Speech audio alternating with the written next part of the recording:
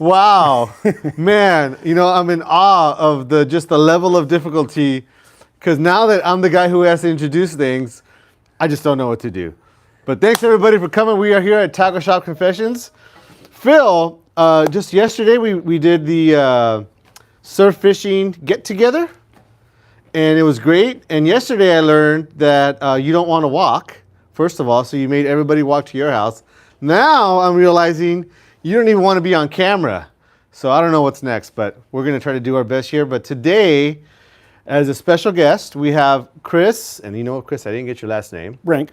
Chris Rink. Yep. And he has a new product he's bringing to market. And he actually was telling me about a promotion that he's going to be having at the Pacific Coast Sportfishing Show. And I won't tell, you know, I'll let him talk about that a little bit. But, you know, when he was telling me about it, I thought that was a pretty good idea. So why don't we let Chris talk about the product and kind of what it's all about. All right, guys, how's it going? I'm Calico Chris. I'm bringing to you an exclusive Colder Ice Brine Pacific Edition, launching straight from the Pacific Coast Sports Fishing Show. All you do, it's an ice additive. It's an ice brine. First of its kind. It drops the temperature of your ice by 20 degrees, and it works every time. Check it out here, Sam. I want to put one in your hand. Don't eat it, Sam. Oh, I'm pretty hungry. You know, no more wings, you know, I got to see what I got available. Yeah. So what is this kind of? Is it like some kind of salt type of thing, or? Yeah, I came up with my own recipe, and I could drop the temperature of your ice by 20 degrees, keeping your catch fresher than ever and your food lasting longer. So if you put more in there, can you drop it even farther? A little bit, but this application here, this 12-ounce bottle is good for 100 pounds of ice. So we have 20 pounds of ice here in the cooler, and our temperature gauge set up here, and just wanted to show you our little science experiment and going from there. So for you guys, I don't know if you guys can see this here, but he's got a little temperature gauge, and that is going inside the ice. So it's measuring the temperature of the ice, and it's at 30.6 degrees Fahrenheit. How long do you think it would take to get down to where we can see a change? It's pretty fast action, really fast. Okay. And wow. It brings the temperature more than 20 degree drop. And it's really easy, no competitive steps. All you have to do is sprinkle a little bit on the top of your ice and sit back and watch the magic happen. Here, close the lid, or? And close the lid, and then that's all you got to do. So I brought it to the personal angler, the private boater, for your own RSW, for your own tackle box. I gotcha. It's very versatile, compatible, and affordable. Okay, we're launching at the PCS show. It goes for $7.99 retail, and we're dropping a flat rate $5 fee at the Pacific Coast Sports Fishing Show. I will be in the Your Saltwater Guide booth with Captain Dave Hansen. We have another special promotion going on with Deckhand Sports. With any purchase of any Deckhand bag, you get a free 12-ounce exclusive Pacific Edition Colder Ice Brine.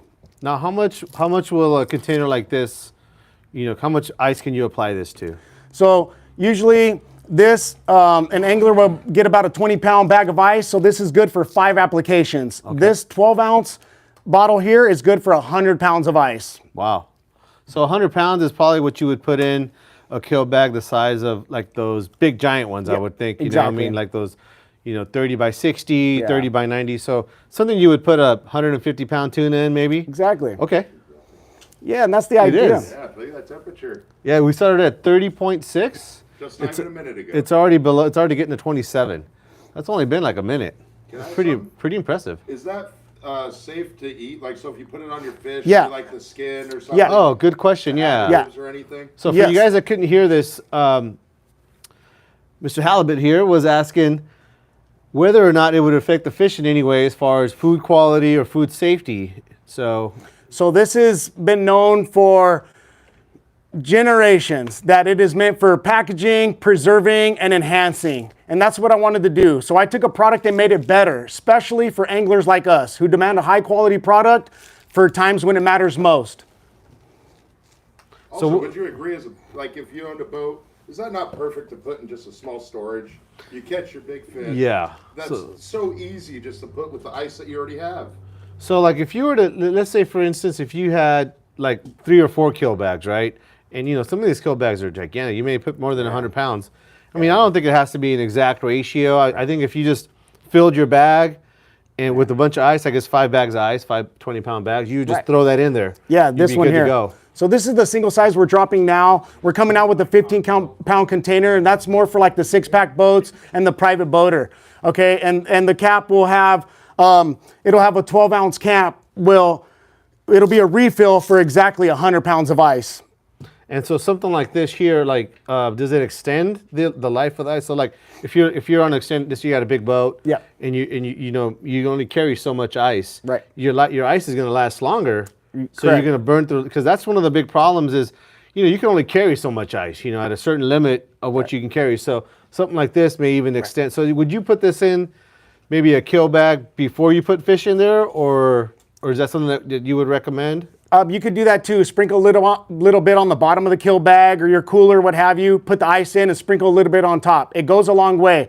The recipe that I created has the longevity factor to it. It's fast action. Fast action works really fast, and then it works a really long time. So I can get ice in a kill bag for about 6 days to be in a kill bag, and any cooler, like a nice container of fish hold, you know, what have you.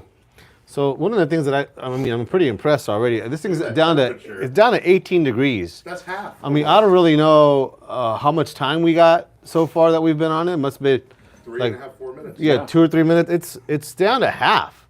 That's pretty dang impressive, to be honest with you. I mean, it isn't like we've got some trick cooler. This is a regular little igloo cooler. You know, something that you would have, you know, you hold fish in. But man, I can't think of something that I've ever seen that is just.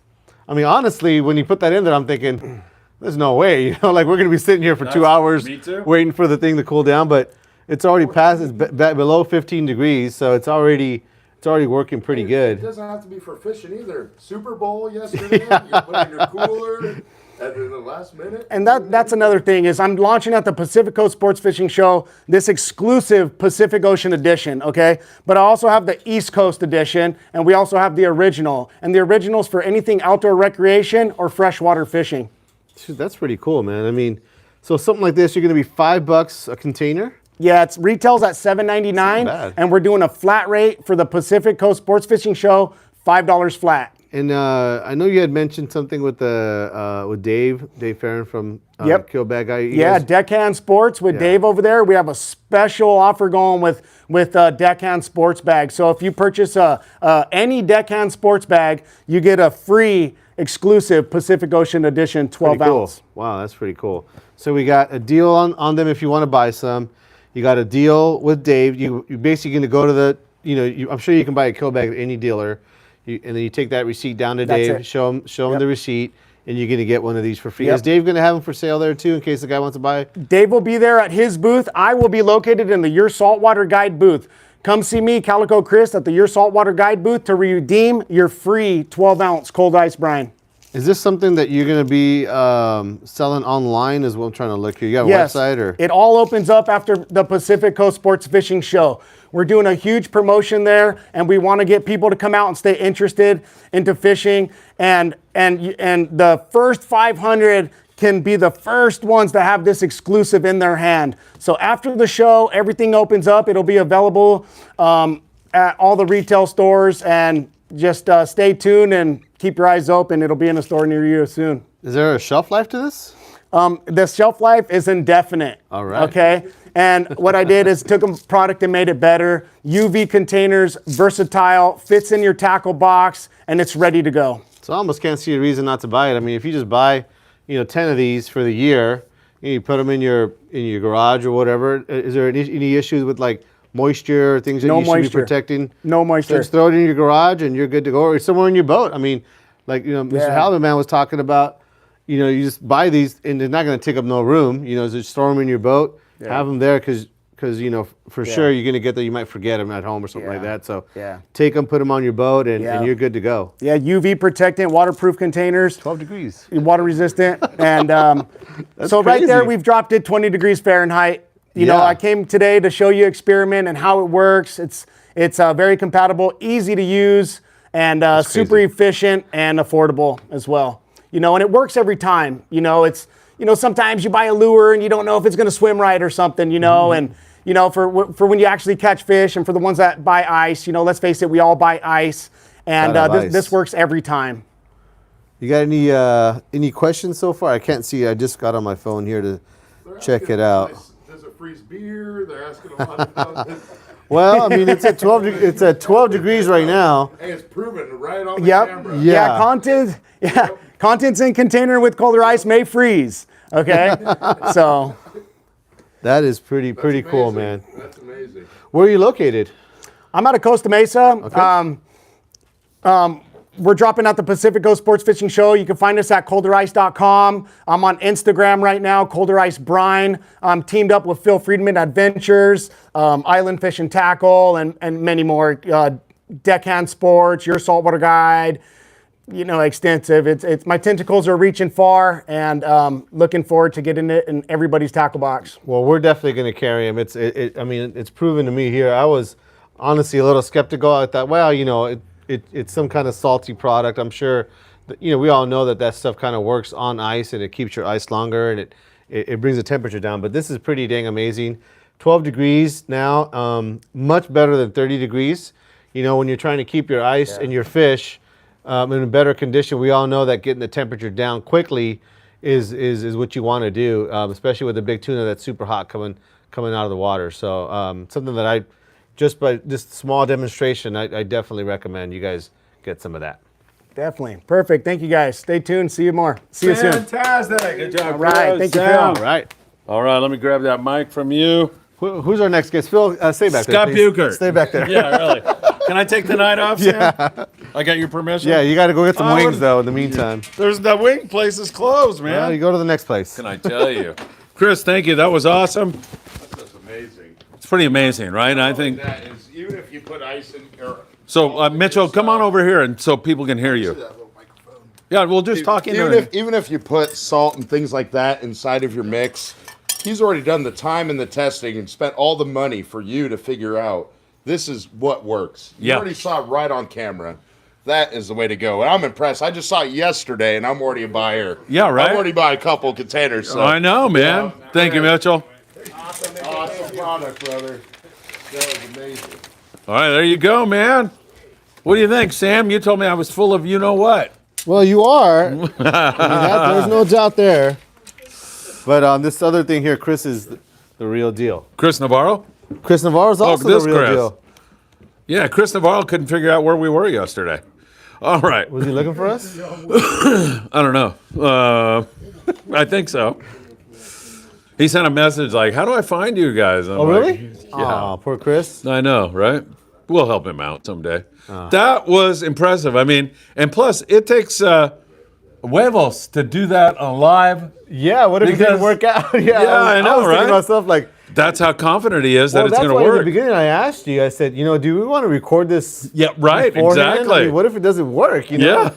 I mean, and I had never seen it, so I didn't know if it was going to work. So I was like, well, I guess Chris is the only one that believes it's his product. Yeah, right. And I guess No doubt. that No shows doubt. that it always works. Yeah. What a job you did on the introduction tonight. Now you know how hard it is. Oh, yeah, it's Are you so okay? hard, yeah. I feel a little lightheaded. You want to send Michael Limon out for Yeah. a Red Bull or something? Something, man. Yeah. I'm pretty taxed. Yeah, you're all right? Yeah, pretty taxed. I can see why.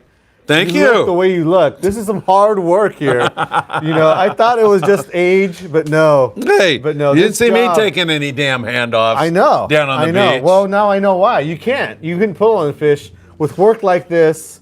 There's no way. Thank you. There's no Thank you for recognizing that. Doug Tilk almost has a smile on his face out there. And if you keep this funny line of chatter going on, Dan's going to stop playing poker on his phone. He's starting to, he's on. Shoot. He's on. He proves it. He's monitoring. He's on me, man. Yeah, I love yeah. it. All right. You want me to read a couple? Let's get into some Let's questions. do that. All right, man. We'll start this, and then we'll get into some more got stuff. There's Chris Navarro right there. Hey, Grandpa Phil and Sam I am. Do you have any more AFCO 50L bags that you had at the Hall show? You know what? I think we have a couple more, but we were actually just talking to the guy from AFCO and kind of talking about things we're going to restock on. And I know that those AFCO, but basically it's a duffel bag, but it's just a really high quality duffel bag. Yeah. We're gonna get some more of those, Chris. So if you don't catch us here before we go to the show, which I think we got a couple left from the show that somehow just didn't make it onto the floor. But if not, we'll be having some more at the PCS show coming up. Hey, Sam, how'd you like that bag, that river, whatever it was, bag? That was nice. I mean, so the biggest deal on that bag, I wish I had one here to show. Yeah. But We'll have to make that happen. yeah, it's got a couple of rod holders. So the rod holders, I think that the way that they were designed is a light duty rod holder. It's not something that's going to fit because of the diameter of the hole was only so big. Yeah. But I can see for a guy going surf fishing, that's always one of the things that's kind of hard to deal with is if you want to have multiple rods, you Yep. want to start fishing some drop shot or a Carolina rig, then maybe switch to a lure. You might going to have different rods rather than re-rigging. You just have them rigged up. That it looked like that thing would hold them pretty sturdy. Yeah. The rod holder tube, I guess you can call it. Yeah. Was about 16 inches or so. Yeah. So I can't see there not being any rod that it wouldn't accommodate. On the boat, I can see it working for maybe some calico bass rods. I know for sure. I don't think like a rail rod would fit in there. So it's not really made for your heavy duty stuff. But that's one of the comments he made is that he wasn't really trying to go out there and compete with the bags that were already out there. He wanted to make something that was kind of more inshore and freshwater oriented. One of the things that I kind of commented is that, man, you could take the handle probably and stake it down and use it as a rod holder while you're fishing because having a rod holder is something you got to have. And one of the things that happens is that if you do take a rod holder, especially freshwater fishing, once you kind of set it up where you're at, Yeah. you ain't going to move a whole, you Yeah. went through all the trouble, you set it up, you're pretty much going to stay there. Well, if it's part of your backpack, I feel like maybe you'd be more willing to explore more of the lake That makes sense. if the rod holder wasn't so tied to the ground. Yeah, or surf fishing. It'll walk down to the jetty or do Yeah, whatever. yeah. I don't know if I would use it for a rod holder there. You might, hook a bat ray or something like that. Take your whole that's your true, rod in the yeah. water, but maybe you could stake it down there too and hold it down. Yeah. Yeah. All right, good stuff. And Chris Navarro wants to know, are you making a form of dry ice? Is that what you're doing out there, Chris? No. No, It's no. still wet. Well- I felt it. It was wet. Well, I think dry ice is a whole different chemical process. Yeah. Well, it's Yeah. a whole different Animal. thing. Yeah. Yeah. It's not water. Yeah. For sure, and it's not dry. Excellent question, though, Chris. I must admit, for a guy that couldn't find us on the surf, you came up with a great Did he question ask there. you just now, or the Well, other it's day? been a while. No, about the dry ice, or No, about the oh surf no, fishing. he sent me a message, and I go to bed I early, was so like, I didn't I see can't it see till the like message, 4 in the morning. Okay, yeah, okay. no. All right, Robert Graber. I love Robert Graber, man. Robert, what are you doing? Good evening, Phil, Sam, Calico, Chris, and the Friedman Adventures family. Happy Tackle Shop Confessions. Oh, love Tackle Shop That's cool, Confessions, man. was It's working transformed the, our lives. You can't go anywhere nowadays, can you? You walk out. I don't care where it is, the movie theater, the supermarket. Somebody will recognize Did you have plans on going somewhere? No. Oh, okay. That's what I thought. Yeah, I'm staying right here. You don't go anywhere. Yeah. I'm not going anywhere. If I do, I'm bringing my cold ice with me. I'll tell you that right now. Robert Graver says, good job, Calico Chris Navarro. I go. could have used this yesterday at the Super Bowl party I went to. Another application. There you are. You could sell some of those once a year. That's a great idea, Chris. David, I saw a clip on the Shimano Scorpion. Is that meant for saltwater? And can you talk a little how the dual brake system works? David, that's a great question. David was on with Danny Kadota just a moment ago. Thank you for staying with us. You know what? I haven't seen that video. I think that the Scorpion series, at least the JDM reel, is something that is definitely a freshwater reel. If they're coming out with something that they're bringing to the U.S., I would imagine it's going to be more of a freshwater reel. But I'll have to look into a little more. I apologize for not being up to date on that reel specifically. But I think in the past that Scorpion series from Shimano was kind of a series that they sold in Japan, and it was definitely more of a freshwater reel. Very good. Hey, our next surf fishing event will be February the 23rd, which is my brother's birthday, which means absolutely nothing to everybody listening. But February the 23rd, we'll start at 6 a.m. because the sun will be coming up a little bit earlier, and that high tide, once again, same thing. So that should be good. And March the 1st, Sam, you're going to have to join Dan Lighthouse and yours truly at the Redondo Beach Rod and Gun Club for bingo. Doug Tilk will be there. Really? We're going to be playing bingo. They're having spaghetti, so Dan and I said we're out. We're carnivore. We're not going to attend. And Chuck said, elk sausage, man. Wowzers. We're going to have elk sausages for you guys. So I think I'm going to go because he seemed all excited about it. Bingo bingo, sounds huh? like something for old ladies. And Phil. Well, it's gambling, right? Yeah. I'm in. Yeah, you're in. Yeah, man. Okay, we'll do it. What the heck? So that sounds, are you going to come? Do you play bingo? I'm coming. I'm there. In fact, I'll go right now and wait. Do it. March the 1st. I'll have 1st? more details on it. March 1st. Poor Chuck Zimmer. You're breaking Chuck's heart. Parking is close by, Sam. Oh, okay. That's right. You pick me up on the way down there. Yeah, heck yeah. Definitely. I would happy to do that. Hey, Assault 619 wants to know, will it freeze his beer solid? Chris, yes or no? It'll freeze beer, but not solid freeze. Yeah. It'll freeze beer, but not solid. It'll get frosty in there, I'm sure. Okay. Yeah. Frosty, for sure. All right, it gets really frosty. It's the kind of thing where you drink it and you go, I've never had a beer so cold in my life. This is the best. See? Well, I would say this. You know how sometimes you get home and you want to have a beer. You're like, oh man, they're in the pantry or whatever. You can probably put it in there and it would cool faster than it would in your refrigerator. Oh, guaranteed. Yeah. Yeah.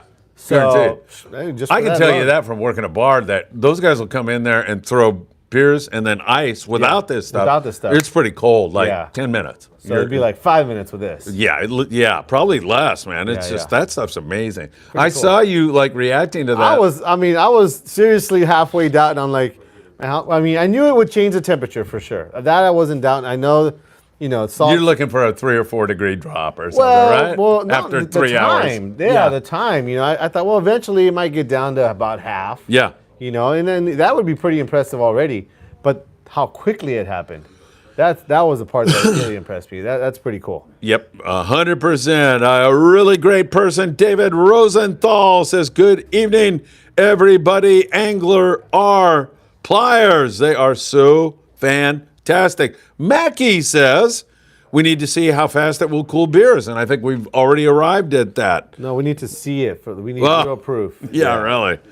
Chris, run out and get a 6-pack, quick. We got them in the fridge. Oh, they're already cold. Yeah. Yeah. Yeah, Chris, you got to go get a 6-pack. Sam's thirsty, man. The show will never end if you start drinking beer. Oh, man. All right, if I start drinking it, you're going to have to definitely push the X on the phone, man. All right, how about Chris Navarro saying Mackie and Assault are speaking my language? Cerveza. Cerveza bien fría, ¿verdad, Sam? I did go back and I looked at the Scorpion kind of like little, right up here on the Shimano website. Yeah. And it looks like the braking system. So there's one here that's the Scorpion DC. So that's going to be the digital cast control. And I think that may have been what you were talking about there in the dual brake. But also, too, they're going to have a manual adjustment, just like any reel does, to kind of do a micro adjustment on your spool tension. So I'll try to read up a little more as we're going along here, but it looks like it's a reel that they're bringing that's actually very popular for guys that like that JDM stuff, that they'll buy stuff overseas because it's a little bit nicer, made in Japan type of stuff. Yeah. I'm not sure if this one is made in Japan, but I know that it's kind of that JDM style reel. So I'll try to read some more as we go along. All right, perfect. Mackie says, Chris Navarro, we need to field test that cerveza to see how agree. cold it gets. I agree. Man, I'll tell you. Do you drink, Chris? Very small. Very small occasional. Okay, very good. Chris Navarro, let's get on a boat. Grandpa Phil can drive. No, That's I do more not wanna be dangerous. on that boat, yeah. That is more dangerous than if I were drinking. Maybe Let me tell you, Chris is Chris. drinking right you know how many now. boats I've sank? Maybe Few. Chris is drinking right now. That's why he's saying stuff like that. Yeah. Hey, Chris, I got some stories from you, man. For you, I will tell. Someday I'll go into my boat sinking repertoire. It's extensive, let me tell you. Pete Thomas from the LA Times sank his boat for him.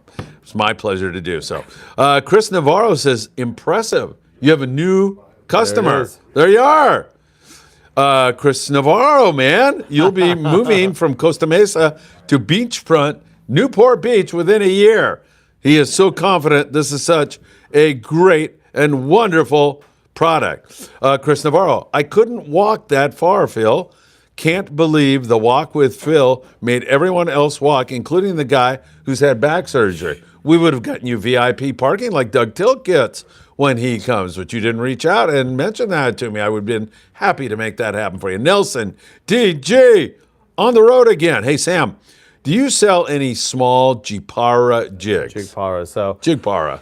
for right now, we really only have the long knife jigs, although we did bring in the tungsten jigs, but that's still kind of more of a tuna jig. You may be asking more about their micro jigs. They're like 10, 15 gram stuff. That stuff is going to be coming in, but not until after the PCS show. After we get done with that show, get the store put back together, we're going to be, you can't see it here, moving my hands here, but we're going to be increasing our inshore area.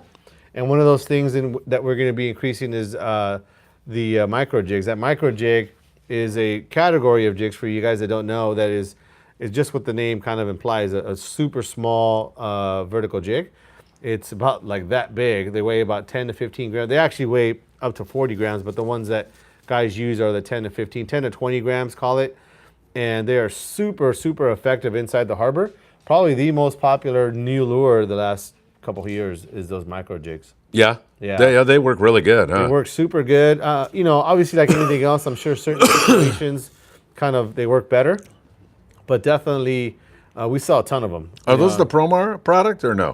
Promar has one They that have goes some. down to about 28 ounces, Yeah. or I'm sorry, 28 grams. But What's the name of their product? they're Ikara. I should know that. Ikara, Right, yeah.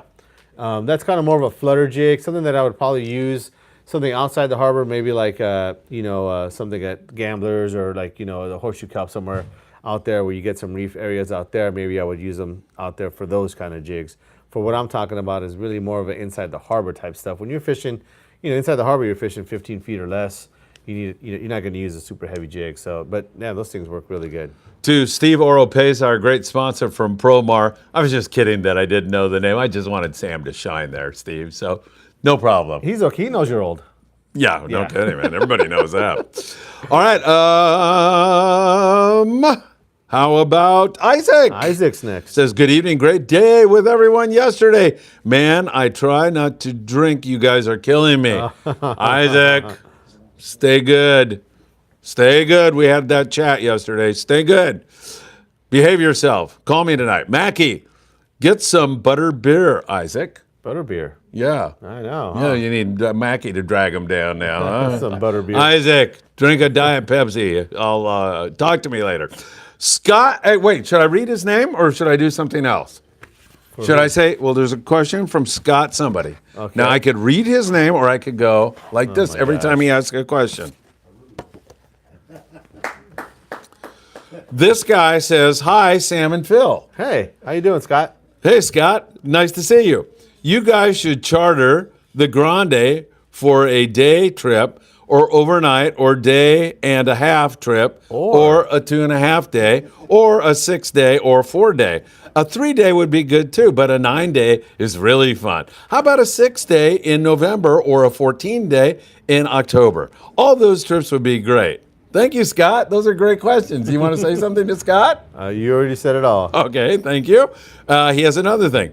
What about the rag on the sand bass?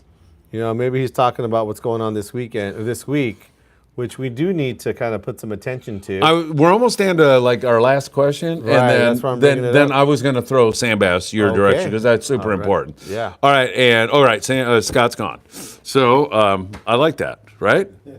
I see Steve's got this USC thing of me back here, so Yeah, I can do some of that, right? Well, that's you. That's Steve. That's not Scott.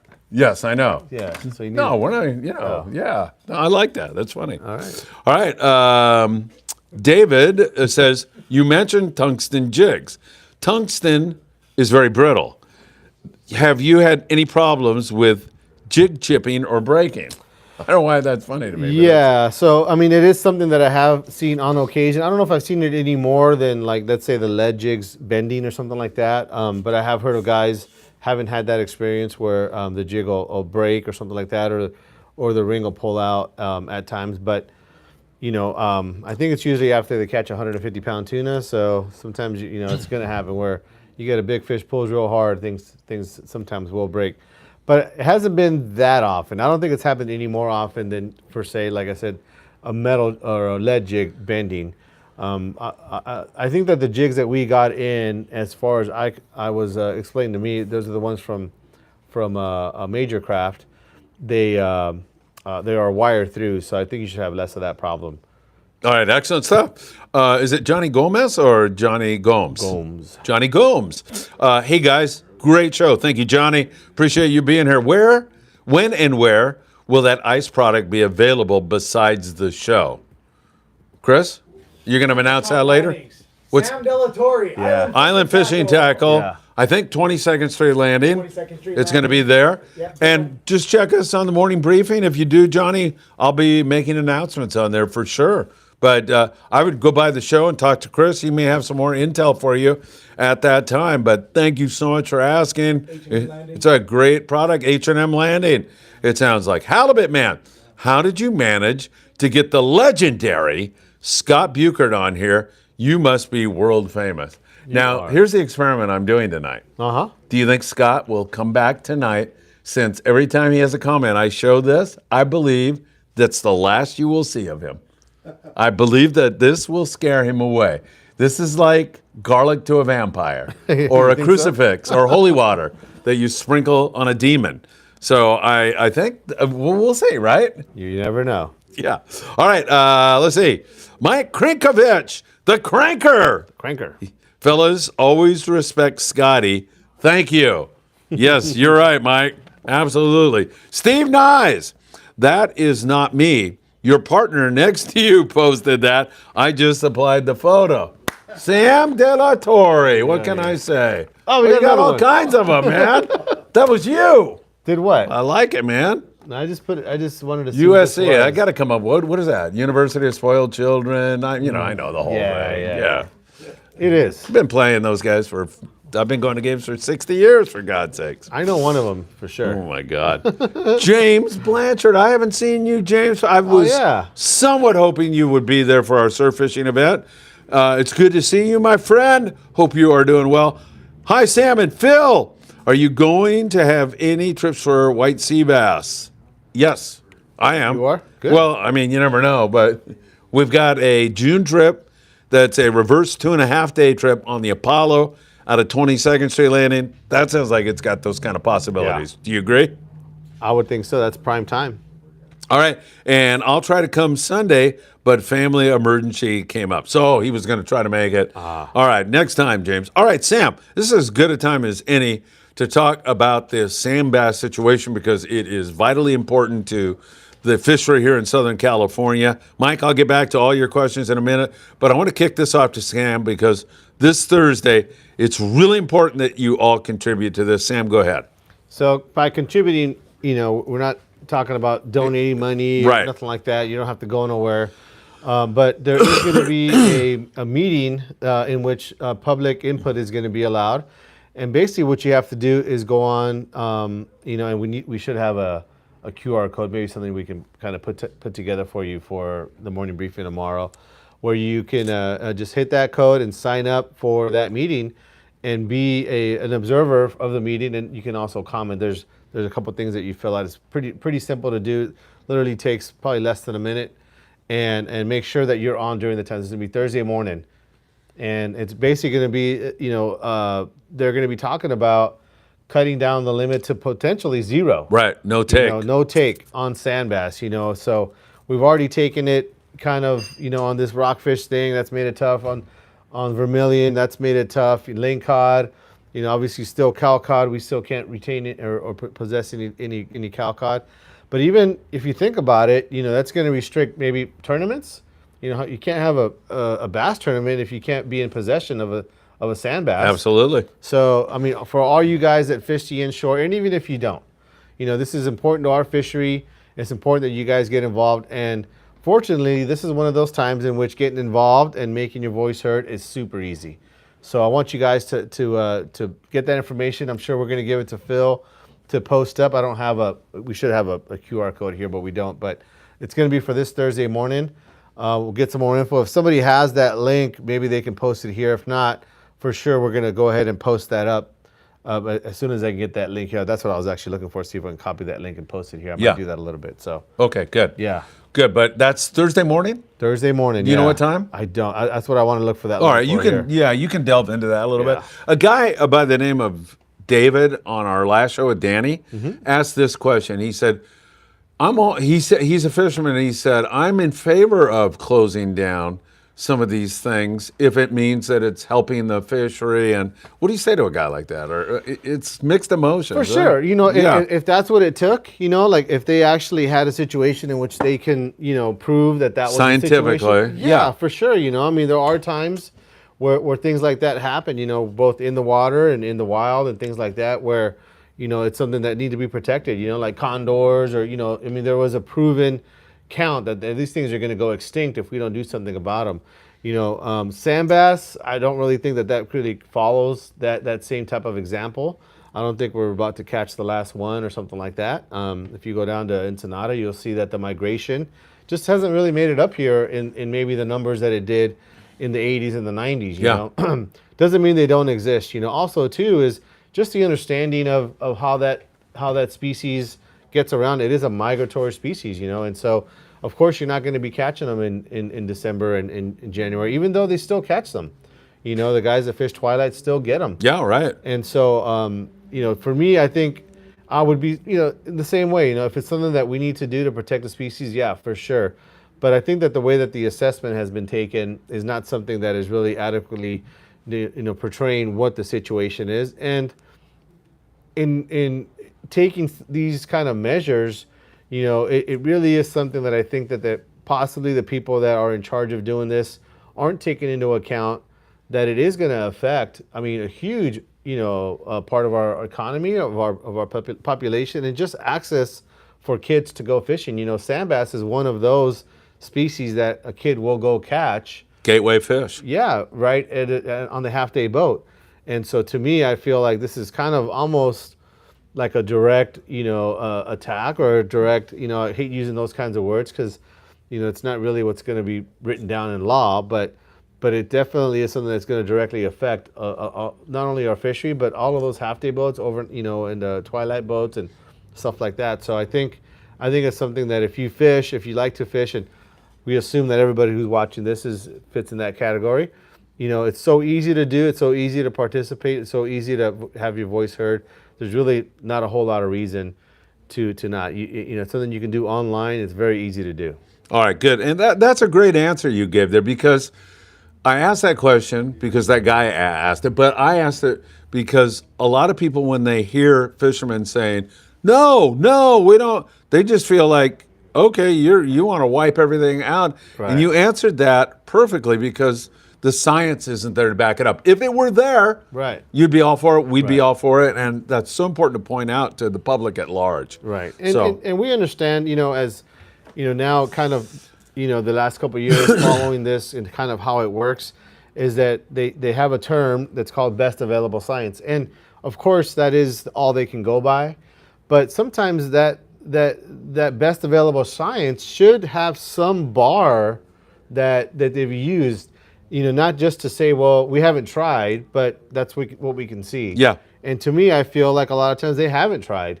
And maybe it's something that's not in their budget to try, or maybe it's not something that's the focus of that particular, you know, body, you know, in the government to try to do that. But I don't think until you try to make that really a fair assessment, and take, you know, also the fishing community and have them show you kind of how that works, I think that you need to have at least a voice on both sides. And a lot of times that voice by someone who is there showing what they are using as best available science, you'll probably see that there isn't a whole lot of science there. Yeah. You know, science is something that is a real, sometimes guys will, you know, kind of go and say, well, that's not good science or that's bad science. But science is science, you know, and I think that if they're not really taking the time to really make an assessment, a proper assessment, how can you make a ruling on that? Yeah, you know? right. And that's it's a guess, basically. Yeah, that's basically what's happening.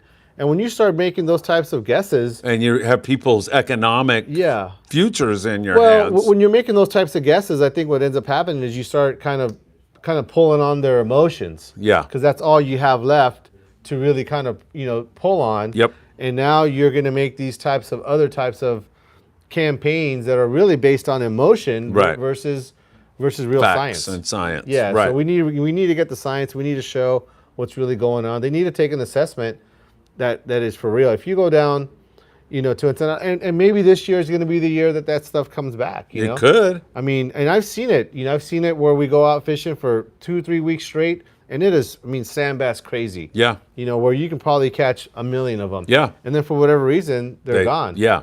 And another thing too, through rod and reel, 5 bass limit.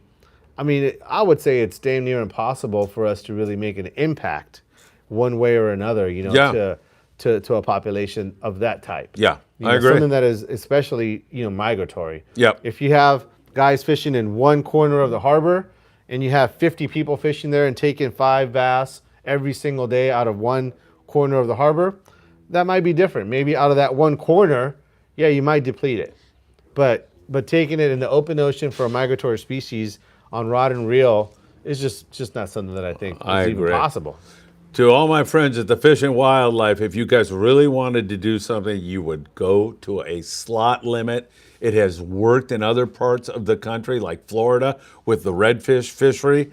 I'll tell you, all the guys that run boats in Florida were totally against the slot limit until they put it into effect. And after a couple years, they said, wow, because all of a sudden you have all these big fish that get returned. You get to keep some smaller fish that are perfect for taking home to eat, and the fishery just rebounded. I think a slot limit on calico bass and sand bass makes an incredible amount of sense, but what the heck do I know? Mike Krinkovich, Scotty,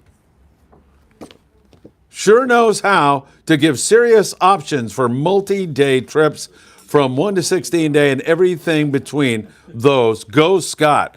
The crankers are big. Steve Nyes wants to get a zoom of the photo of me. He wants to zoom in. Dan, maybe you can handle that. Steve, you're going to have to buy your own lubricant, though. That's all. That's up to you.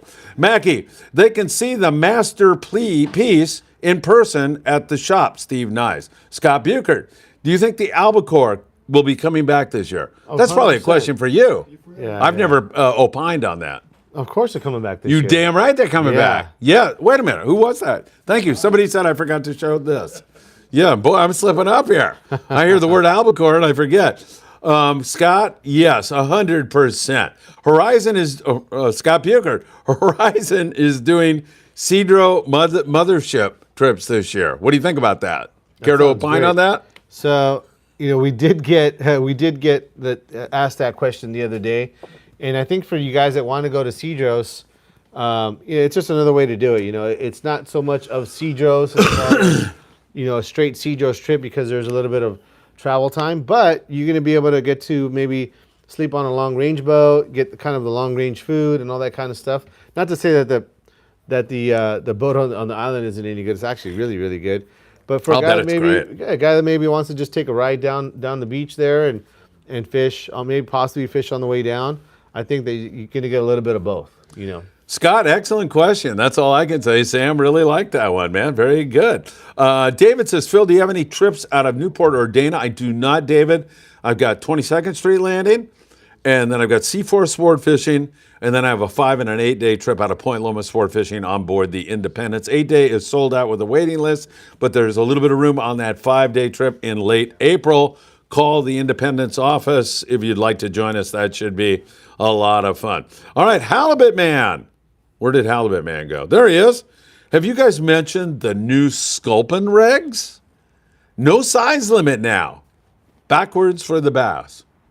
Yeah. I missed it here. Yeah, what do you think about that? haven't No mentioned it. sculpin size limit. Or is it? I mean, there's a lot of sculpin out there for sure. I know, right? But I would say that is there still a bag limit, Mitchell? Nope. Well, it's 5, but there's So- no limit, so they could be under 10 inches now. So no size limit, but still a bag limit of 5. But Yeah. I would contend that if you've ever been sculpin fishing, you catch them in bunches. Yeah. So yeah, throw the small ones back. If you keep going Yeah, at heck it, yeah. you're going to catch 5 good ones. Yep. For sure. I mean, every time that I've gone taking the kids fishing on the half-day boat, I mean, it's full speed on them, One of the things that I'll do is as soon as you'll fish a sardine or a slab of sardine or even a little piece of mackerel or even a bigger jig, to try to weed out the little ones. But you got to kind of weed them out. So I think for you guys that are going to go sculpin fishing, sculpin, if you've ever had it, is really, really good. Oh, it's great. Yeah. Super good. Probably one of the better eating fishes we have on our coastline. So don't pass them up. Although if you're going to be fishing them on your own boat, be very, very careful. Their spines are poisonous, not to where they're going to kill you, although I guess they could if you have a bad reaction to them. But man, your hand's going to hurt if you get stung by them. Oh my God. So yeah, I don't know if there's any videos on showing how to give them a little haircut, but I don't know. We should sure do that. Huh? That's one right there that you should probably put out there. Although handle them with care, make sure these things are completely not moving. Don't go kicking any gunny sacks. Yeah. Well, yeah, that. But if you get them on your own boat, private boat, make sure those things aren't moving no more before you go cut them. Yeah, absolutely. All right, Isaac, by the way, got stung by a round stingray. Yeesh. Those things, man, hurt like hell. Yeah. Have you ever been stuck? I have with? not. Multiple times. And he's got a high tolerance for pain, so it didn't bug him that much, but it bugged him a little bit. He wants to know if this whole sand bass thing has anything to do with the 30-30. Well, I don't know for sure if it has anything that's Kind of the part same that thing. ethos, right? Or But the same idea? Yeah, so, one of the things that's been going on here the last few years, I mean, probably the last 15 years or so, is that, the MLPA, was kind of our first sign of that this is something that is able to be accomplished on the other side if they just kind of put a little bit of pressure on it. Yeah. So, for the last 15 years, we've been getting pressured, and seems like almost like we're just an easy target, but I think this last go around with CCA and their support, we've been showing that there is a contingency, that there is people who do want this to remain open, and it is something that's important. And so I think that with that MLPA, it was kind of the opposite, and it was kind of a wake-up call, to be honest with you, for a lot of guys. And it was something that we thought maybe wasn't going to happen, or was maybe somebody else's job, not something that we had time for, things like that. And here we're still dealing with it. It's a lot of places that are closed. And to my best judgment, I don't really see there have been a huge improvement in the fishery, that much. I think a lot of that improvement has probably come more from like let's say white sea bass, hatcheries and things like that. That's really shown a big improvement. But MLPA, as far as I'm concerned, I mean, if you go down and fish, off of PV or point, over here on San Pedro's side, what they're kind of saying is that, okay, we protect this big area, then everything around it is going to be super healthy, have a whole bunch of calico bass and stuff. But Hasn't happened. It hasn't really happened. No. So to me, I mean, if you want to use some best available science, I mean, you need to open those things back up. I mean, fishing was good back then, and now it's really not that good. Yeah, that thinking is flawed. It does not work. I mean, in a way, you can kind of say, well, you know what? It was, that it was hard to argue against, because you would think. Yeah, that it would kind of work. makes some logical Kind of makes sense. some sense, right? That everything around it would kind of get fed by this idea, but not that I've seen at all. No, I mean, fish have tails and they can move out of those things and into those things, and it's more other factors like oceanography and a lot of oceanography. Well, I mean, as you can see from all of the stuff that happened here in PV last year with the ground shifting and stuff like that, that stuff moves around. Not only the fish, but just their habitat. Yeah. And so, one of the things that they do have tails, and if maybe their house was all good one day and the next it's gone, well, they got to go find a new house somewhere else. Right. So those fish are just somewhere else, and it's something that I think there's just other factors like you're saying, and I think that just closing an area for sure doesn't happen, and just closing off a species, especially a migratory species that doesn't even have any commercial pressure. From what I understand, it's not a commercial species, although in Mexico it is. Yeah. And every time we go down there, I mean, It's pretty good. There's a lot of freaking sand bass down there, Yeah. So like clouds of them, man. Yeah, I love that. I don't know, man. I mean, so I think definitely there's other factors. I would imagine something more along the lines of maybe some pollution or some coastal stuff like that that's probably taking a bigger toll on their habitat. And maybe when they come up here to spawn, maybe they're like, man, we don't want to spawn here. We're going to spawn somewhere else. Who knows, So, right. I mean, there's just so many things, I mean. Pretty complex. How can you take into account, like let's say barracuda come up the coast, we see them down in La Jolla, and we think, okay, here they come, and they go right past us, and all of a sudden they're They're in in the Ventura. Channel Islands. Yeah. So So some of this I think is a little bit more complicated, and just closing off species or things like that. It just isn't an answer. It definitely feels good for the guys that are wanting to do it. Say, oh, we did something, we're saving a species, but you're really not. And if the science showed it, then I probably would be a little bit more for it. But from what I've seen, definitely from MLPA, from what I've seen in just the stock of sand bass in the fisheries that I have access to, it's actually pretty good. I don't see that this would even help anything, except it actually would hurt a lot of people for sure. Definitely. All right, perfect. David says the last good sand bass bite was the year before the last Humboldt squid run. Barracuda disappeared at the same time. Only thing I would say to that is those Humboldts were down in Mexico too, and the sand bass thing's good down there. Yeah. I think it's oceanography. Yeah, I really do. and- But hey, what it could be, David. That could be, but I could have just- had some impact. I'm sure, there's lots of factors for sure. Maybe there was a lot more up here than down there, but I know during those years I fished down there as well. It's when I used to kind of drive down to Baja a little bit, fish down there. And yeah, there was a lot of those big Humboldt squids, and they hated them down there too, because they were eating all their rock I cod. know. These guys that were commercial fishing, they were fishing, 40 hook ganyons, and fishing for reds, just how we would do up here, and they just get demolished by these Humboldt squids. So yeah, those things were no good. Where did you fish when you drove down there? Camelou. You were surf fishing? Oh, no, you were going out on Pongas? Yeah, on the Ponga, yeah. Camelou's a cool place to fish. Yeah, awesome. Quaint little... Yeah, the little hotel on the Yeah. cliff there. Yeah, Yeah. pretty cool, yeah. That's awesome.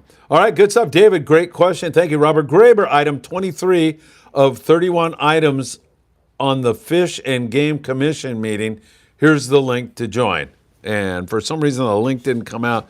They may not... Mackie put it up. Oh, okay, good. He actually is a little further down, but Mackie put it up, and I hit the link, and it did show a link to a Zoom meeting. So All right, perfect. yeah, we need to make sure we just make our voices heard. Click on it, and it'll take you there. There's actually two. There's the link right before it, and that gives you some more information on the meeting itself, and then the next link is to the actual meeting. All right, perfect. And we'll reemphasize that when we get to Mackey's comment. Again, I like the way the studio audience clamor for Scott's photo when I forget to hold it up. I think that is a beautiful thing. I won't forget this time, guys. Here we go, because I think Scott's, is he next? Yes. Any bass, no take. Any bass, no take. I think, yeah, exactly. Yeah, it is. It's like that Johnny Carson thing. What was that? Who was that? Do you guys remember? It was something where he would come up with Ed McMahon and would do that. Yeah. The amount of bass that he's caught the last 2 years. Yes. Karnak the Magnificent or something like that. Yeah, I didn't think you were that old to remember that crap, man. Yeah. Okay. Yes, Scott. Any bass, no take. We agree. That sounds like a... Can you make me a T-shirt like that, somebody? Any bass, no take. I like it. Chris Navarro, why do some people call sand bass turds or turd rollers? Turd rollers, yeah.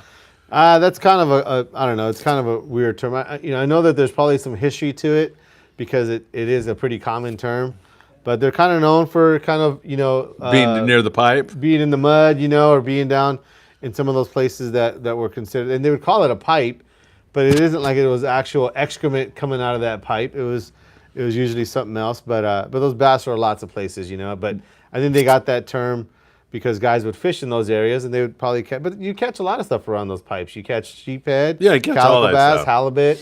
So yeah, but I think they get a bad rap. The calico bass is like the king of the bass here locally, and the sand bass is the lesser of the two. But I don't know. I've eaten think tons of sand bass, and I are think good they're eating. great. I don't know, yeah. Don't So- you? Yeah.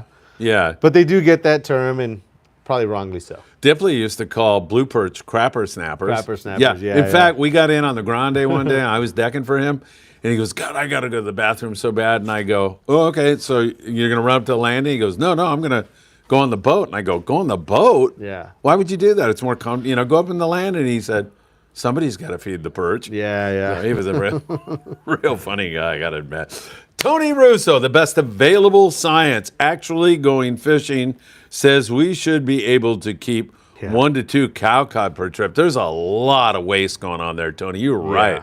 They should have some kind of you buy a tag or something, but they're so big, they're hard to get back down again. Yeah. And Well, it's so sad to watch that. And look, sometimes you got to draw a line. If it's no take, it's no take, and it really does. It's a shame that we have to kind of bring them up and then kill them. But I would argue that, I mean, there's places where I've heard of, and captains can't even fish. There's so many cow cod because they don't want to go there and just demolish them. So they can't fish reds in some spots because there's so many cow cod. This cow cod thing, I think, is another one too where, granted, it's something that the way that they measured it, they measured it in areas where you really couldn't catch cow cod. But Yeah. if you take a fisherman, especially up in the Channel Islands or places like that, you how many you want to catch? Yeah, they'll take you right to 100%. them. There's no problem finding a cow cod for sure. I was talking to Captain Danny on the Island Spirit, and I think I was asking him, "Do you ever fish kidney anymore?" And he goes, "Way too many reds." Yeah. He goes, "There's too many reds, so many. yeah, we can't. I mean, you're limited out, and then you're in this situation where you're catching too many." Yeah. Think about that. That is wild, isn't Well, it? and that's what I'm saying is that the science doesn't really show the actual stock. Yeah, if you look at the wrong direction, then yeah, you're going to come up with whatever you want to come up with. But it's something that I think I feel like as fishermen, maybe back in the 70s and the 80s, we were a little bit less than responsible, and Oh, 100%. I was. we would come back with 2 sacks full of fish. 40, 50 fish. But I think now that we've kind of been a little bit better, It's way different. educated, it's way different. Guys stick to the limits. Boats stick to the limits, and we throw back a lot of calico bass and respect the fisheries. Because I think they've seen that this is kind of how you make your money. You got to make sure that fishery is alive and Yeah. available. Yep. So to my kind of the amount of take of, let's just say, rock cod, it's got to be down by 95% what it used to be, back then. Honest to God, Because of what we keep, not what we can catch. You can still catch a couple sackfuls if you want. Absolutely. And these guys, like you're saying, they can go to these places and there's so much of it. They can't even hardly go there. With the chuckleheads with 1 per person. I mean, there's places where you go, it's like, oh man, we got another 20. Okay, we got to go. Because we're just got to throw them back and kill them. They, catching them is not the problem. And I think that the boats, from the times that I fished up there at the Channel Islands with those guys, they're very responsible. You catch your limit. That's it. We're stopped. We're ready to go. Yeah, oh, They'll go try they really something are. else. They'll Yeah. go try something else. They'll go, sheephead fishing or halibut fishing or something else. So, I think that the assessment of the stock is really kind of the issue. But on Thursday, it's really about showing our support for this.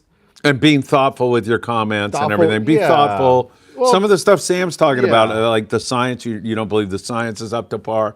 You don't believe that, those kind of comments. Not F you, don't take my sand bass. Yeah. We don't want that. Well, the most important thing really is showing that we're there. Yeah. And I think politically, and it's hard to really say, we don't really want to get into some of this, political stuff so much. But the thing that we can show is that we're there. Politics is really about serving the people who you are governing.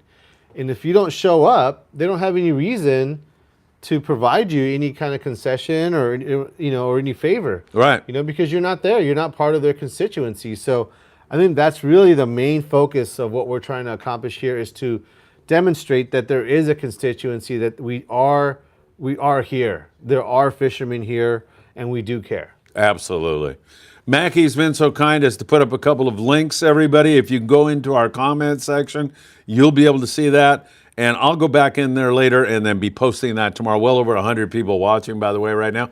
I'll go in there and get that and really get it out there. And Sam, if you want, I'll come back Tuesday and we could do it with the whole thing and just drive this home one more time again. That's great. Thank you, Mackie. Appreciate that. Chris Navarro. I'm cool with self-imposing limits, but not random limits by the government. I take what I can use responsibly. It's an overreach. I mean, I really believe there's so many anglers now that are like really cautious and really treat the environment.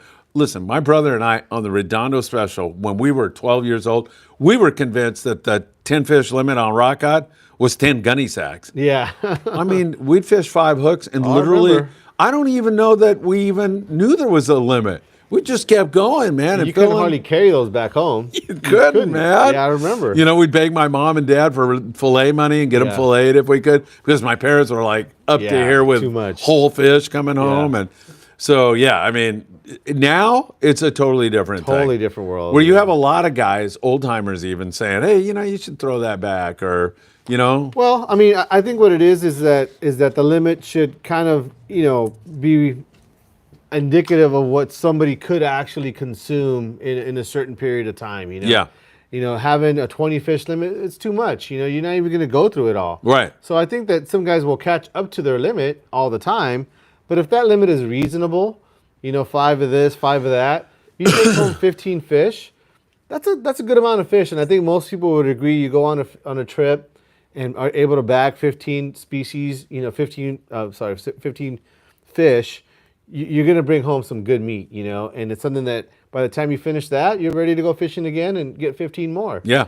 So I'm not saying to do 15 of any one species, but 5 Some reds, kind of 5 reasonable. chuckleheads, a couple of lane cod, make a nice bag. Yep. I think to me that would make a lot of sense, and it's a very reasonable amount to take, and it's something that is, my limited scientific opinion is that it's well within reason of what would be sustainable for yeah, sure. 100%. Good stuff. February 23rd, we're doing our surf fishing event again. We'll see you for that. Looking forward to that. Hit that like button so Sam and I don't break into tears here tonight.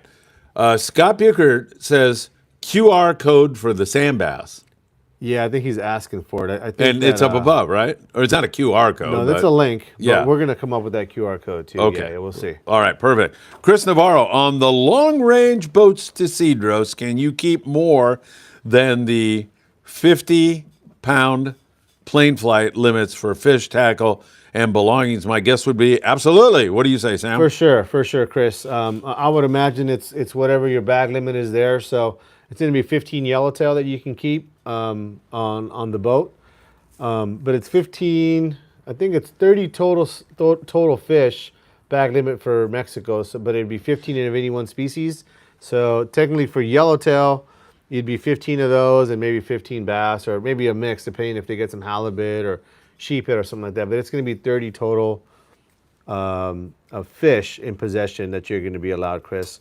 Now, when I went down there, I brought back about 50 pounds of fish. It's actually about 72 pounds total of what you can bring in your clothing and your tackle and your fish. But it typically 40 to 50 pounds depending on how much stuff you take down, but the total weight would be 72 pounds. And so it really depends. If you take 72 pounds worth of tackle, you're not bringing any fish home. If you take down 20 pounds worth of tackle, you bring about 50 pounds, which is usually what I end up taking myself. And so I bring back about 50 pounds of fish. And that was good enough for me. All right, good stuff, everybody. Raymond Pacheco says best bait or mackerel is the best bait for sculpin on a 2-ounce lead. For the big ones, for sure, yeah. Yeah. Good stuff. Hey, by the way, remember Claudia who came in here, little niece of hers, Natalia? She came in here. They needed to raise $20,000. Yeah. Doug Tilk made a donation, which he didn't want to do. He didn't? Because he's very humble. He wanted to make the donation, but that's what he didn't you want made to it do it in sound public. like. And that spurred another guy, Wayne Shimabukuro, who saw Doug do that.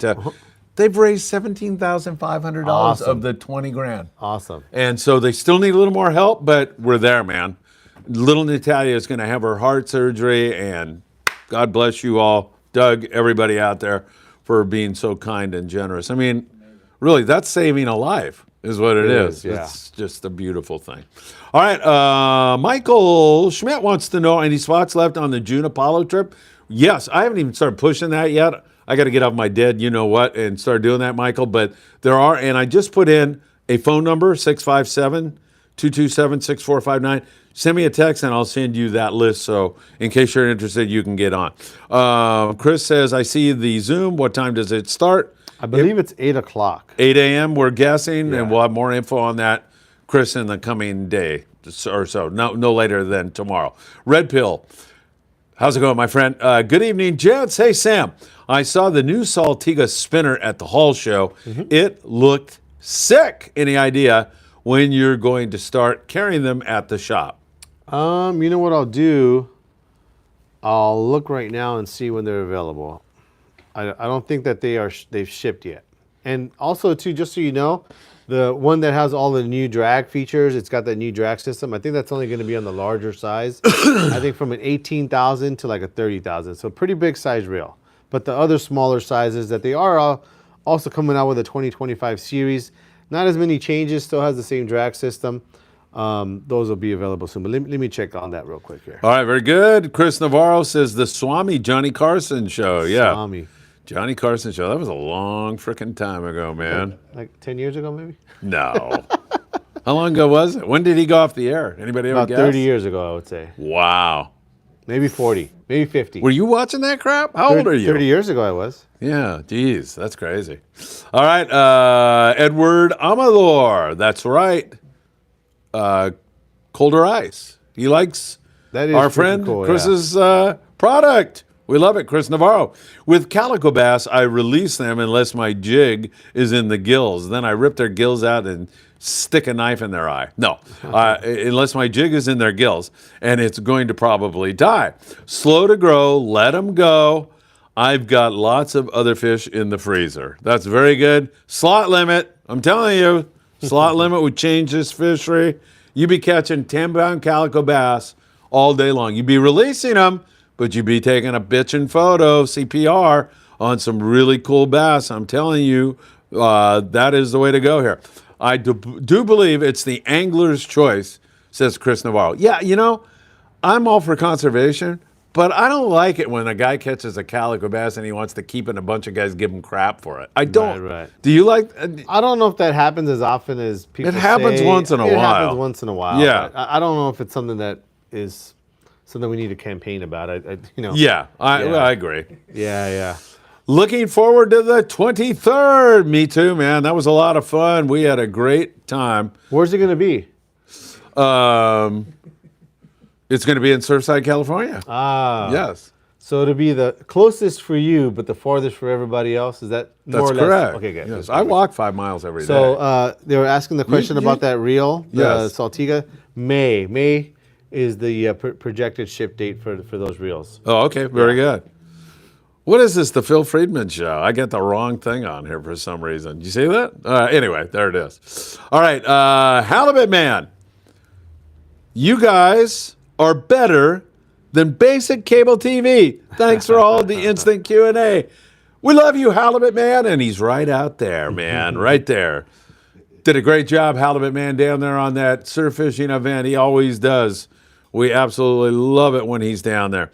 All right, David, what's your favorite albacore lure? I prefer feathers, and I don't see any feathers in the local shops. Do you have any feathers available? We do. Pearl head feathers, baby. head. That's another thing. My brother and I, we drop albacore feathers out on the half-day boat, Redondo Special. Guys that weren't there all the time were like, what are these two dopes doing? Going out to Short Banks or one of the local banks there. Every single time in the wintertime. Boom, big 8-pound bonita. Yeah. Then start skipping them. Because they're not going to stop. Stop, yeah. No, so you get them up and they finally skip them in, and that was fun. Yes, you have some feathers for Yeah, albacore? we carry feathers, For yeah, the yeah. magnificent albacore Of fishery course. we have here in I SoCal? stocked up over the winter because I knew they were coming. Because I was making that prediction? Yeah. Thank so you. I made sure, yeah. Thanks for your But confidence. we do have them. Guys still use them. We have a lot of private boaters that use them for bonita fishing, but also yellowfin fishing. When that stuff does show up, we didn't have much of a yellowfin season last year, but in general, yeah, guys use them all the time, and you'd be surprised you catch other species too, especially around Catalina. You'll catch obviously the bonita, but sometimes a yellowtail will eat them, or a barracuda or something like that. So pretty versatile lure actually for the private boater. We've been so focused on the tuna, Mad Max and big lures and things like that, and I think that if it's another 4 or 5 miles away, it's kind of hard not to focus on a fish that's at 200 pounds, but that feather is still probably one of the most universal lures and probably used all around the world. Yeah, heck yeah. Yeah. Heck yeah. Steve Nyes, in regards to the Horizon trip, all I want is a giant photo of Phil Frieman in 5 minutes alone. Wow. All fishing is done from a panga. Due to the biosphere around the island, you cannot fish from any boat or panga bigger than 32 feet. Yeah. So that's kind of what he's saying. So those Horizon trips are mothership trips, meaning that you're going to go down there on the boat, the big boat, and then they're going to have pangas that are going to come to the boat, and you're going to transfer onto that boat fish for the day, and come back to the big boat to eat and sleep. So It sounds like a great idea, actually, yeah, right? the one thing that I could see that might potentially be a different dimension to it is that he can carry bait. Now down there, I'm not really sure if that's going to catch you any more fish. I know I guarantee it won't catch you any more fish, to be honest with you. Yeah, because you can't catch any more than you can already catch. You're already going to catch way more than you can Yeah. you can shake a stick at. And also, too, you just don't really need a chum down there. And even if that made a difference, I don't think you'd carry enough to chum. Yeah. Now, maybe depending on where the boat is, the mothership, it would be just convenient that they wouldn't have to go in and catch bait before they go fishing. That might be an added thing. Although they may already have that worked out with the Ponga guys where they catch some local bait before they come get you or something like that. So it might be a feature where you might just be able to take a different bait down there, but they have bait that you can catch. And number two, you really don't really need bait. I was going to ask, do you ever fish bait? Not You really. never fish bait, do you? Throwing an iron? We did fish. You a wanna catch a dropper loop halibut for or something? halibut. Yeah. Halibut, sea bass, black sea bass, that kind of stuff. We did fish bait. Yeah. But you really didn't need it. And it's pretty easy to catch down there. Yeah. On the other hand, it'd be cool to take some different bait, I guess. I don't know. Ponga drives over, you hand him a scoop of bean or whatever. Come back, get some more later. Yeah. That type of thing. That might be cool. That's interesting Yeah, observation. Yeah, I like it. Roger Massage. I've never tasted a cow cod. I would love to try one in my life. I've heard they are so good as fish tacos or ceviche. Crossing my fingers and my eyes, they would allow us to eat one day. They are really, really good. You've had them, I'm sure, right? Yeah. Back in the day? Yeah. I mean, that's, about the same as a red, I guess. Yeah. Pretty good. Most of our rockfish that we have locally are pretty dang good eating. I'm not really sure it's better than a sculpin. Those sculpin are pretty good. Yeah. But a cow cod, one of the things that you got from that is that, it's a bigger fish. So if your limit was 10 back then, 10 rock cod, get one of those, it'd pretty much be the equal of like 5 or 6 more of something else. So Yeah. just a bigger fish. Yeah, absolutely. Have you ever eaten meadow, black sea bass? Yeah. That's really I got some good. in the freezer right now. Oh, really? Yeah. You rat fink, man. That's good fish. Well, down in Baja, you're Yeah, not I allowed know. to keep one. Yeah, And actually what we did is we caught one for our whole Ponga. We just shared it. that is cool. Yeah. That's really good eating fish, Yeah, man. super good. Yeah. All right, Chris Navarro. Sam, can you still get power handles for the Torium PGs? I think so. I think that's still a reel that's in line with their product line, and so they're still carrying parts. So if you want me to order one for you, no problem. All right, very good. Raymond Pacheco. Hey, Raymond, it is good to see you. Phil, can you do your Bob Alvarez voice one time? I don't know that Bob never said much. Bob is a dear friend of mine. And Raymond, I can't remember Bob Alvarez's voice, but I've been through it all with Bob Alvarez, including multiple trips to Mexico Lindo and that incident with my son Patrick when he almost died. You remember that? Yep, When his yep. lungs filled up. You were telling me, yeah. Bob was on that trip, which I'll tell it another time. That was a close call. Patrick almost croaked on that one. But I don't know what the voice thing is. I know Bob is going to be playing in Seal Beach, I think, this weekend. He's a guitar player and a lead singer, rock and roll stuff. So he'll be over in Seal Beach, and shit, it's at 9 o'clock at night, way past my bedtime. But for Bob, I might have to stay up, man. He did a lot of great stuff for me and my kids, and I love him dearly. His mother, Cleo, is a wonderful person. So tal vez. But Raymond, just let me know what you mean by Bob's voice. I can't remember what that is. Halibut man, Sam, have you ever been surf fishing? What's that? I don't know, man. Why would he ask that question? Didn't Not he see you? sure. Yeah, I have been surf fishing. In fact, in years past, it was something that I did a lot more than I do now. But yeah, I used to do it quite a bit. I used to fish down at Topaz Jetty. That was kind of like my home spot. Yeah. And then in the summer times, I would hit up to Manhattan Beach Pier. And A lot of Corbina up that way. Yeah, I fished a lot over there. So yeah, I've done that quite a bit. One of the things I've kind of had my mind spinning a little bit, which is hard. My mind is Doesn't pretty spin that tired. easily Yeah, it doesn't anymore. spin as easy as it used to. Yeah, same here. But I've gotten my head around trying to maybe fish a little bit deeper water, with throwing some lures just a little bit farther. So I'm going to be kind of trying to take that up this year and maybe some of those spots where there might be a striper or Yeah, right. white sea bass or something Yeah. like that. Topaz Jetty is one of those areas where I'm going to be kind of honing my casting skills and getting like a real deal East Coast style long cast rod, long cast reel, and trying to get into that deep water. Maybe catch Throwing a jerk bait or something? Or? something. Well, yeah. I'll figure it out, man. I'm Yeah. throwing all kinds of stuff till I catch something. Right on, man. That sounds great to me. I love that. Chris Navarro, now the world gets smaller all the time. Yeah. He knows Bob Alvarez. He played my 50th birthday party. I love Bob Alvarez, man. Man, Alvarez was down there once, and he was in a cab, and the cab was driving, obviously, and hit a donkey, and the donkey's head was, and it hurt. Like, I mean, that was a brutal one, really brutal. I was in my own car, but then I'm like, where the hell were you? And he goes, dude, you're not going to believe what happened to me. It was a good one. Bob Alvarez, I can't believe that Chris Navarro knows him also. We have mutual musician friends. Sam, have you ever fished a Roddy surface iron? It's just a bit bigger than a Tatty 45. I haven't. I have a couple in my tackle boxes over there, my jig boxes, but I have not. I do have it, and I know what you're talking about, but I haven't actually thrown it. Chris Navarro, 3 Torium power handles. And I'm not reading that. I refuse. That's a Super Seeker 6470 heavy blend. Thank you. Yep, you got it. I know you talked about it the other day, and I'm actually going to be headed down there this week to CalStar to pick up some stuff, so I'll make sure I pick up your blank. Although here now you're saying extra heavy, so I don't know if you want 2 of them or you change your mind to an extra heavy. All right, very good. And Bob plays bass or bass. He That plays would bass. be cute, right?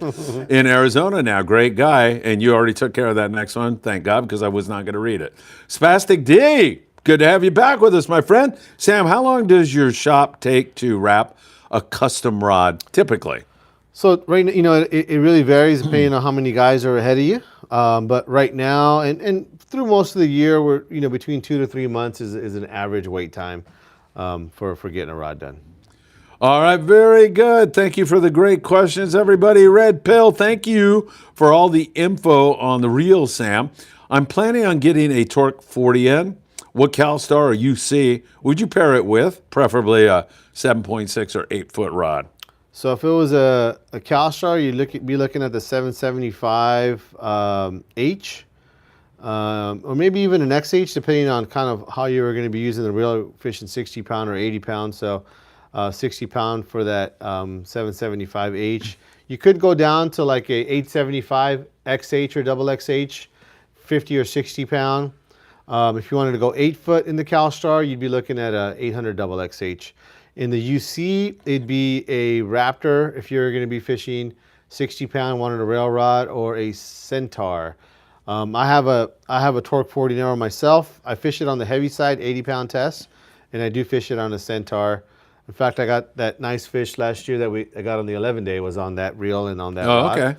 So proven it works really, really good. Excellent. Raymond Pacheco. When you used to be fired up narrating for 97610, I think I know what you're talking about, Raymond. I always growled when I did Alvarez. So here's what I used to do. It was something like, produced and directed by Bob Alvarez. Oh, I growled his voice. And Alvarez loved it. Didn't sound the same Dude. before, yeah. Yeah. No, it sounds exactly the same like when I was in my 20s. I was in my 20s when I was doing that, Raymond. Oh, my God. And I'm in way. my freaking 60s now. They had telephones back then? Yeah. Dude, I got to tell you, when Alvarez and I were editing the 976 Tuna Saltwater Action Series, the freaking editor we had, that when you, like if I laid a voiceover in, let's say we were an hour and a half into the video and I laid a voiceover in and I screwed it up, that particular thing, we had to go back and wait an hour and a half, and it had to play through and get right to that point, and then you had to lay it in again. So inevitably, I'd screw it up, and Alvarez would go, shit, we got to wait an hour and a half. I'd be reading like the sports page or something, and I'd go, oh, I missed it. And he'd go, oh my God, we got to do another. Feels like It was brutal. Talk about prehistoric times. Feels like I'm an hour and a half into the story. Yeah, I know. I'm done. Hey, Raymond, yeah, it was Bob Alvarez, man. I know exactly what you mean. David Alcantar. Phil, great turnout yesterday. I tried to say hi, but you had more people around you than Brad Pitt on the red carpet. David, you're breaking my heart. I would have loved to have seen you next February 23rd. please, please, please come by and say hi, man. Definitely want to see you and meet you. That would be great. All right. I'm not going to let anybody say anything. Scott Buchert, black sea bass 1 per trip or day. Sam? I believe you're allowed 1 black sea bass per day, up to 3 days limit. So technically, I guess 3. You take 3 black sea bass in Mexico? I would think so. Wow. Yeah, I think. I'd have to look at that one again. I know there's a chart that I have in my office, but 1's enough. Yeah, for heck sure. yeah. 1's enough. Definitely. Chris Navarro says Seeker, and Chris Navarro says Super Seeker, which I think you did all that, right? And Chris Navarro says no wings. Go eat, guys. Sam, I'd like to go to Seeker with you when you go there. Thank you so much. And he drops a $20 super chat on us. We love you, Chris. Thank you Chris. I'll so let you know. much. Appreciate it. It'll probably be on Wednesday. So if you want to plan to come down on Wednesday, we'll go down and check it out. Raymond Pacheco says, yes, sir. I nailed it, man. Bob Alvarez. Thank you, Raymond, for reminding me about that. It's been about 40 years since I've done that. David Alcantar, Sam, do you replace guides? I have a couple of rods with broken inserts. One is my girlfriend's Phoenix Pandora with purple guides, and he wants to have that ready for Friday, Valentine's Day. So, David, we do replace guides, although I will tell you right now that I'm not sure if we can get an exact that guide that's on those rods. I really have never seen them available locally, but if you want to put a different color guide on there, we'll definitely have that available for you. We can put that on. And if you wanted to try to find one from them, I don't know if they'll have them available either, but come on down. We'll talk about it. All right. Very, very cool. Is Seeker still in Orange, California? Asked David. They are. They're in Orange. All right. Very good. City of Orange. Chris Navarro, Calico Chris, badass product. Oh, my God. Scott Buchert. I love it. Maybe give that to Steve Nyes, too. You might take that down to the bunk room with him, with my photo, too. Steve? Let's see. And Matthew Martin. Hi, guys. Phil, similar to a sunrise high tide connection, is there another common condition you could talk about for good fishing? So, yeah, I like to talk about that high tide at either sunrise or sunset. Those are magical kind of times. And it can fit in that 4-hour window, Matthew, 2 hours before the high until 2 hours after. But when you get that colliding, like on February 23rd again, that's always... Colliding, huh? Colliding, yes. When you get those so two dramatic. things colliding. Colliding. You get that, what's the other word I Collusion. could use? No, not collusion.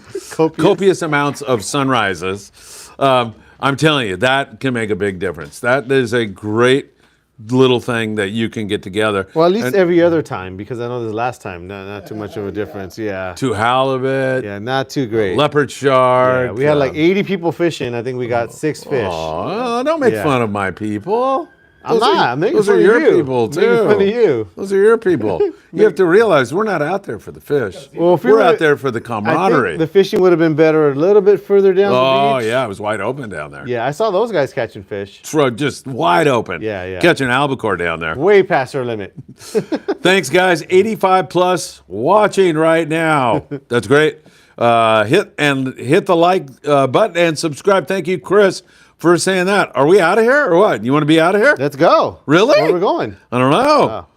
We're going somewhere, though. Chris, thank you so much. Great product. Sam, one more comment about this great product. Well, I'll tell you guys, I wasn't going to believe it till I saw it. And, in general, I'm kind of that kind of guy. Yeah. I don't take things for face value.